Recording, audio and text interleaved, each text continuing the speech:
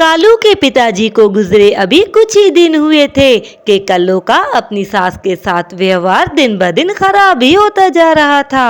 सासू माँ, ससुर जी खुद तो मर गए मगर तुम्हें मुझे तंग करने के लिए छोड़ गए। सारा दिन ना कोई काम करती हो, बस मुफ्त की रोटियां ही तोड़ती रहती हो। बहू, अब इस उम्र में मुझसे क्या काम होगा। माँ कल्लू ठीक कह रही है, ये बेचारी सारा दिन घर का अकेले काम कर कर के थक जाती है। थोड़ा सा तुम भी इसके साथ हाथ बंटवा लिया करो। यूं ही कुछ दिन गुजर जाते हैं। कल्लू अपनी सास से बहुत तंग आ चुकी थी। बुढ़िया, तेरे पति ने सारी जिंदगी कमाया मगर अपने बेटे के लिए कुछ ना छोड़ा।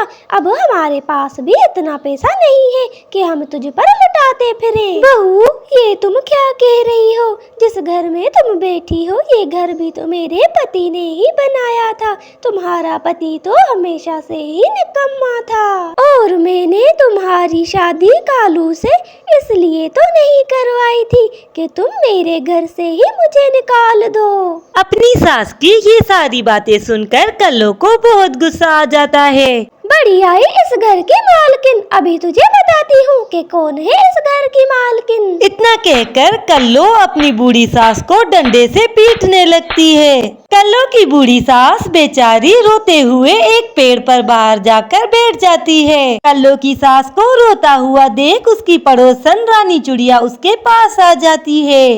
क्या हुआ माँ जी, आपको क्या हुआ, आप इतना क्यों रो रही हैं? बेटा क्या बताऊँ, मुझे अपनी जालिम बहू ने बहुत मारा और घर से भी निकाल दिया। अब मैं बेचारी बूढ़ी कभी कहाँ जाऊंगी। माँ जी, ये तो कल्लू ने बहुत बुरा किया मगर आप परेशान ना हो, आप जब तक चाहे मेरे घर में रह सकती हैं। आप भी मेरी माँ जैसी हैं, मुझे कोई एतराज नहीं है। इसके बाद रानी चुड़िया कल्लू की बूढ़ी सास को अपने घर ले आती है। माँ जी, मैं इतनी अमीर तो नहीं कि आपको ऐशो आराम दे सकूं, मगर मुझसे जो भी हुआ मैं आपके लिए जरूर करूंगी। नहीं बेटा, तुम बहुत अच्छी हो, काश मेरी भी ऐसी संतान होती तो आज मुझे ये दिन ना देखना पड़ता। तुम देखना, एक दिन ऊपर वाला तुम्हें बहुत देगा। रानी के पास रहते हुए कल्लू की सास को काफी दिन गुजर जाते हैं। एक दिन उनके पास एक तोता एक चिट्ठी लेकर आता है। माँ जी, कालू की माँ आप ही हैं। मरने से पहले आपके पति ने आपके लिए ये कागजात छोड़े थे। कागजात? कैसे कागजात बेटा?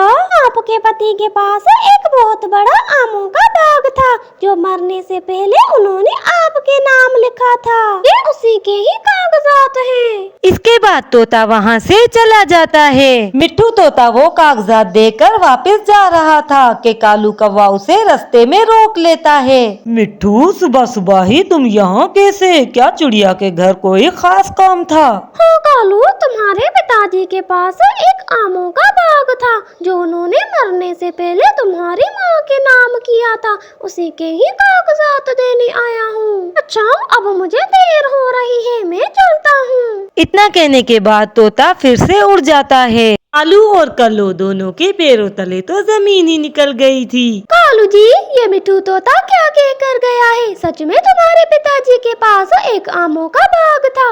वो बुढ़ा कितना चालाक निकला, उसने तो हमें बताया ही नहीं और मरते मरते भी वो सारा बाग उस बुढ़िया के नाम कर गया। अब हम दोनों क्या करेंगे? कल्लू, तुम ठीक कह रही हो, मैं खुद भी जानता ही नहीं था कि वो बाग पिताजी का है। हमें अभी जाकर माँ को मनाना चाहिए, नहीं तो वो बाग हमारे हाथों से निकल जाएगा। इसके बाद कालू और कल्लू दोनों रानी चुड़िया के घर पहुँच जाते हैं। देखो माँ, कौन आया है? तुम्हारा बेटा कालू तुम्हें लेने आया है। अब सारी नाराजगी छोड़ो और घर चलो।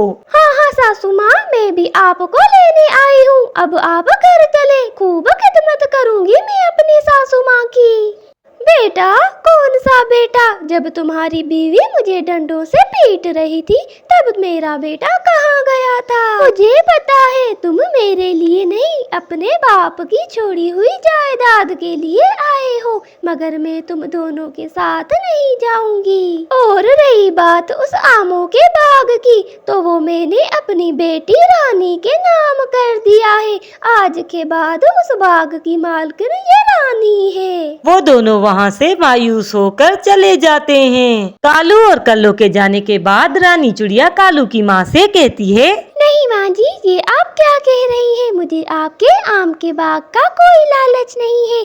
आप चाहें तो वो बाग कालू भैया को दे सकती हैं। रानी बेटा, मुझे पता है कि मेरा बेटा और बहू बहुत लालची है, वो कभी भी मुझे खुश नहीं रखेंगे। और तुमने मेरी बिना मतलब के खिदमत की है। आज के बाद तुम ही मेरी बेटी हो और मैंने आम का बाग तुम्हें देने का फैसला किया है। इसके बाद हमेशा के लिए कालू की माँ रानी चिड़िया के साथ ही रहने लगती है।